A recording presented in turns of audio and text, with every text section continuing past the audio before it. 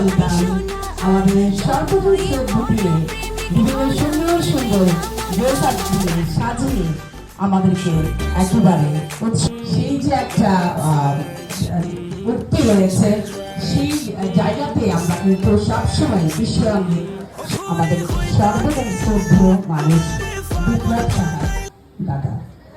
তো আমরা আজকে পেয়েছি এই সুন্দর মুহূর্তে দাদাকে পেয়েছি, উনি আছেন, উনি থাকবেন।